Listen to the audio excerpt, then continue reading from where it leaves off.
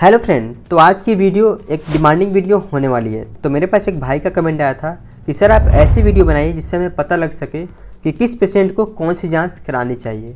तो आज के इस वीडियो में हम उसी के बारे में बात करने वाले हैं। देखिए, आप जब भी कभी कोई रिपोर्ट देखते हैं तो उसमें आपको कई सारी चीज़ें देखने को मिलती हैं जिसके बारे में हमें पता भी नहीं होता है, और कई बार हमें खुद से टेस्ट कराना भी पड़ता है और हमें ये नहीं पता होता है कि किस चीज़ के लिए हमें कौन सी टेस्ट करानी चाहिए।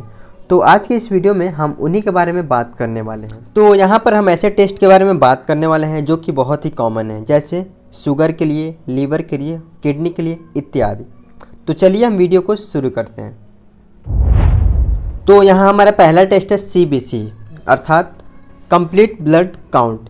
देखिए, ये जो टेस्ट होता है वो बेसिकली सभी को कराना पड़ता है। जब भी कोई बीमार हो जाता है या उसे कोई प्रॉब्लम हो जाती है तो डॉक्टर अक्सर ये CBC जो है टेस्ट लिख देते हैं। तो ये कंडीशन जो होती है इसमें हम जान पाते हैं हमारा खून कितना है, अर्थात जो हमारा ब्लड है वो कितना है, हमें कोई हमारी बॉडी में कोई इन्फेक्शन तो नहीं है, या फिर हमारे ब्लड में प्लेटलेट की संख्या कितनी है, कमी हो गई है क्या प्लेटलेट की। या तो इसमें हम बेसिकली 4 चीज़ों को देखते हैं। देखो, बेसिकली हम इसमें 4 चीज़ों को देखते हैं। क्या क्या देखते हैं इसमें हम? पहला जो होता है वो होता है हीमोग्लोबिन, दूसरा होता है लिम्फोसाइट्स, तीसरा होता है एसिनोफिल्स और चौथा होता है प्लेटलेट्स।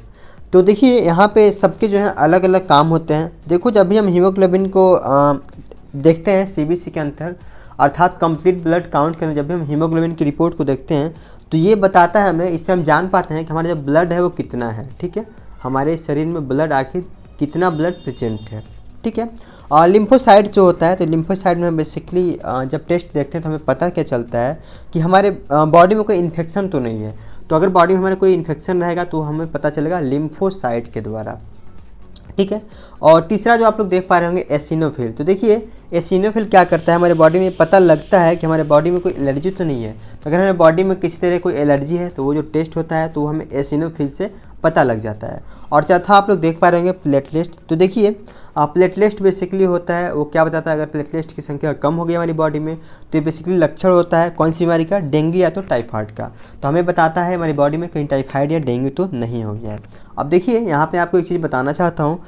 इसके पहले जो है मैंने एक वीडियो बनाई थी, इसमें मैंने बताया था वैल्यू कितनी होनी चाहिए और इसके कारण कौन से डिजीज़ उत्पन्न होते हैं। ठीक है, इनकी वैल्यू जो है कितनी होनी चाहिए और इनकी कमी होने से कौन सा जो डिजीज़ अर्थात रोग उत्पन्न होता है।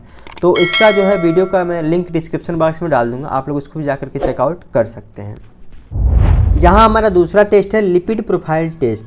देखियो, जब भी हम लिपिड प्रोफाइल टेस्ट कराते हैं तो हम इसी नाम से कराते हैं अर्थात लिपिड प्रोफाइल टेस्ट के नाम से ही हमें कराना होता है।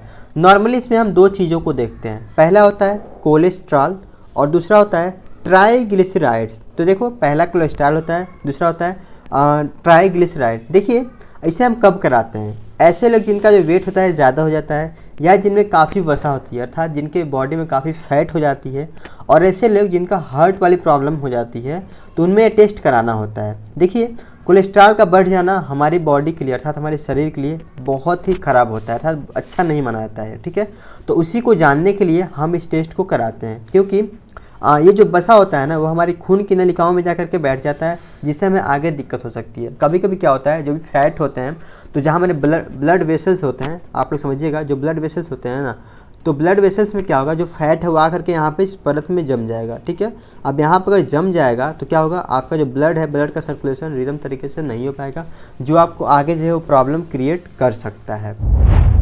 देखिए, नेक्स्ट हमारा टेस्ट है वो है यूरिन टेस्ट। इसमें आपके यूरिन का सैंपल लिया जाता है और लैब टेक्नीशियन आपके यूरिन का एनालिसिस कर रहा होता है। ठीक है, वैसे तो इसमें बहुत सारी चीज़ें देखी जाती हैं, लेकिन यहाँ पर हम उसी के बारे में बात करेंगे जो कि काफ़ी कॉमन है। ठीक है, जैसे कि आप लोग देख पा रहे हो ग्लूकोज, प्रोटीन और ब्लड, ये यूरिन टेस्ट में काफ़ी कॉमन है, जो कि सभी डॉक्टर जो इस चीज़ को देखते हैं।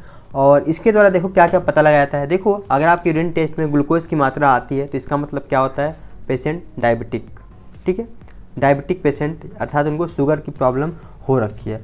अगर यहाँ पे बात आती है प्रोटीन की, तो ये इसका मतलब ये हुआ कि जो है अगर आपके यूरिन में प्रोटीन आ रही है तो इसका मतलब ये हुआ कि आपका जो किडनी है वो काम नहीं कर रहा है प्रॉपर तरीके से, आपका किडनी जो है बिल्कुल मतलब काम नहीं कर रहा है प्रॉपर तरीके से। और तीसरा होता है वो ब्लड होता है। तो अगर आपके यूरिन में अगर ब्लड आती है तो इसका मतलब हुआ कि जो भी आपकी यूरिन की जो नली है वो डैमेज हो चुकी है, या तो आपको यूटीआई में प्रॉब्लम हो गया है। तो ये यूरिन टेस्ट जो होता है बेसिकली आपके 3 तरह के कॉमन जो प्रॉब्लम है उसको दिखाता है, ग्लूकोज, प्रोटीन और ब्लड। जैसे मैंने बताया ग्लूकोज जो होता है वो शुगर को दर्शाता है, प्रोटीन होता है आपके वो क्या करता है आपके किडनी के प्रॉब्लम को बताता है, और ब्लड जो होता है तो अगर आपके पेशाब की नली में कोई डैमेज होता है और ब्लड आ रहा है यूरिन में तो उसके बारे में बताता है। देखिए नेक्स्ट जो हमारा टेस्ट है वो है KFT अर्थात किडनी फंक्शन टेस्ट।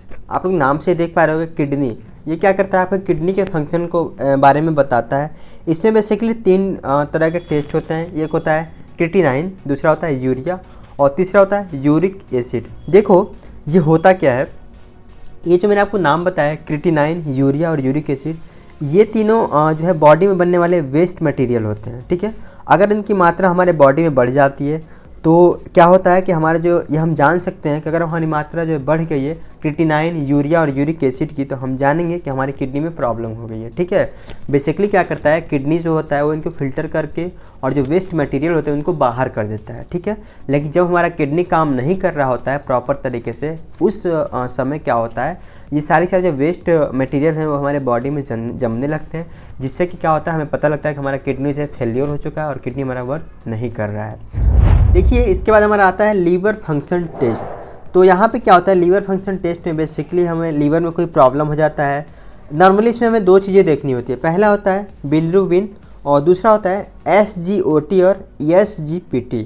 तो देखो जब भी हम लोग लीवर फंक्शन टेस्ट कराने जाते हैं, ठीक है, तो आप लोग नाम से ही देख पा रहे हो लीवर फंक्शन टेस्ट, ये इसी के नाम से भी होता है, डॉक्टर भी आपको लीवर फंक्शन टेस्ट ही लिखते हैं, इसका कोई दूसरा नाम नहीं होता है। तो जब भी आप लोग टेस्ट कराने जाते हो तो आपको LFT के नाम से ही कराना होता है। तो देखो यहाँ पे होता क्या है, यदि किसी में जो है बिलिरुबिन जो है बढ़ जा रहा है, अर्थात बिलिरुबिन का जो काउंट है वो बढ़ जा रहा है, इंक्रीज हो जा रहा है, तो उसमें क्या होता है तो हमको ये मान लेना चाहिए कि उससे पीलिया हो गया, ठीक, अर्थात जॉइंडिस। तो देखो जब भी होता है जो जॉइंडिस आपको होता है तो आपको जब भी आप लोग टेस्ट कराने जाते हो तो डॉक्टर जब भी आपका रिपोर्ट देखते हैं तो बिलिरुबिन को ही देखते हैं। अगर इसका जो है संख्या इंक्रीज हो गया है नंबर, तो आपको ये मान के लिए आपको जॉइंडिस हो गया अर्थात पीलिया हो गया है। और देखो जो SGOT और SGPT है इसके बारे में हम जानते हैं कि हमारे लीवर में और कौन सी प्रॉब्लम चल रही है, ठीक है, या हमारा लीवर जो है कितना % वर्क कर रहा है। इसके बाद हमारा TFT अर्थात थायराइड फंक्शन टेस्ट। देखिए इसमें होता क्या है, जैसा कि आप लोग नाम से ही देख पा रहे हो थायराइड फंक्शन टेस्ट।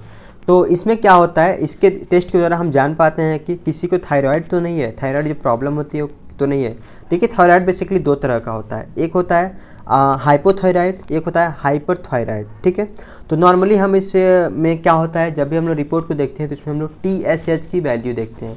TSH क्या होता है, TSH बेसिकली एक हार्मोन होता है जिसको हम बोलते हैं थायराइड स्टिमुलेटिंग हार्मोन, ठीक है। तो इसमें बेसिकली TSH की वैल्यू देखते हैं, इसका जो नॉर्मल रेंज होना चाहिए अर्थात TSH की वो होना चाहिए 0.55 से लेकर के 4.78 तक। इसमें क्या होता है जब भी आपकी जो वैल्यू हो रही है इसके बीच में वैरी करना चाहिए। अगर ये वैल्यू जो है इंक्रीज हो गया अर्थात 4.78 से ज़्यादा हो गया तो आप लोग समझ जाइए कि उनमें जो है TSH अर्थात थायराइड स्टिमुलेटिंग हार्मोन का कुछ डिसबैलेंस हो गया है और उनको जो है थायराइड हो जाता है। देखिए अब हम यहाँ बात करते हैं शुगर टेस्ट के बारे में। देखिए इसमें 3 तरह के टेस्ट होते हैं, पहला क्या होता है फास्टिंग, दूसरा होता है पोस्ट पेरेंडियल, इसको हम PP बोलते हैं, और तीसरा होता है HbA1c। तो यहाँ पर आप लोग सबसे पहले समझिए ये टेस्ट कब कब जो कंडक्ट जो होता है 3 तरह के होते हैं, टेस्ट जो है तीनों अलग अलग कराए जाते हैं। तो कब कब कराए जाते हैं और इसका मतलब क्या होता है, तो सबसे पहले ये समझिए जो शुगर टेस्ट होता है 3 तरह के, मैंने जैसे कि बताया कि फास्टिंग, जैसा कि आप लोग नाम से ही देख पा रहे होगे, इसमें जो होता है आपको खाना खाने से पहले टेस्ट कराना रहता है। शुगर का जब भी आप लोग टेस्ट कराने जाते हो तो इसमें क्या होता है फास्टिंग में आपको टेस्ट कराना होता है, ठीक है। और दूसरा जो टेस्ट होता है वो होता है पोस्ट पेरेंडियल अर्थात खाना खाने के 2 घंटे बाद जो है इसकी टेस्ट कराई जाती है। इसमें क्या होता है हम लोग बेसिकली अपने बॉडी में डायबिटीज़ की कितनी वैल्यू चल रही है उसको हम लोग जान पाते हैं, ठीक है। और तीसरा जो टेस्ट होता है वो होता है HbA1c। तो ये देखो ये जो टेस्ट होता है वो खाना खाने के बाद ही कराया जाता है बेसिकली, और इसमें हम जान पाते हैं कि हमारा जो शुगर लेवल है ब्लड का, ठीक है, वो 3 महीने का कितना रहा है, अर्थात जो पिछले 3 महीने बीते हुए हैं वो 3 महीने में जो ब्लड का शुगर लेवल रहा है वो कितना रहा है उसके बारे में हम लोग जान पाते हैं। तो देखिए आप मैं यहाँ पे कुछ वैल्यू आपको बता देता हूँ कि कितना कितना नॉर्मल रेंज होना चाहिए। तो आप लोग यहाँ पे देख पा रहे होंगे फास्टिंग की जो वैल्यू है वो है 70 से लेकर के 99 mg/dl, ये इसका मापने की इकाई होती है। और यहाँ पे है 1 to 2 आवर्स आफ्टर मील, जैसा कि मैंने आपको पहले ही बताया कि जो पीपी पोस्ट पैरेंडियल अर्थात खाना खाने के 2 घंटे बाद जो टेस्ट कराया जाता है उसकी जो वैल्यू होनी चाहिए वो 140 से कम होनी चाहिए। और दूसरा जो टेस्ट आता है वो आता है दोस्तों वो आता है A1C टेस्ट। इसकी जो वैल्यू होनी चाहिए वो लेस देन 5.7% और यहाँ पे विद डायबिटीज़ जो दिया हुआ है वो यहाँ पे लेस देन 7%। तो ये तो होगा कुछ यहाँ जो मैंने आपको वैल्यू बताया, और ये 3 तरह के टेस्ट होते हैं बेसिकली। तो देखो हमने आज की इस वीडियो में मैक्सिमम टॉपिक को कवर कर लिया है। अगर आप चाहते हैं कि और भी टॉपिक मैं कवर करूं तो आप लोग कमेंट बॉक्स में ज़रूर बताइएगा कि आप लोग कौन सा टॉपिक पे वीडियो चाहते हो। अगली जो वीडियो होगी मैं उसी पर लाने की पूरी कोशिश करूंगा। आई होप कि आपको ये वीडियो समझ में आया होगा, वीडियो कंटेंट अच्छा लगा होगा। वीडियो अच्छा लगा हो तो चैनल को प्लीज़ सब्सक्राइब कीजिएगा, वीडियोज़ को लाइक कीजिएगा और दोस्तों के साथ शेयर ज़रूर कीजिएगा। तो चलिए मिलेंगे ऐसे एक शानदार और इन्फॉर्मेटिव वीडियो में। तब तक के लिए bye bye, take care, keep learning and keep exploring yourself. Have a good day. Thanks for watching this video. धन्यवाद।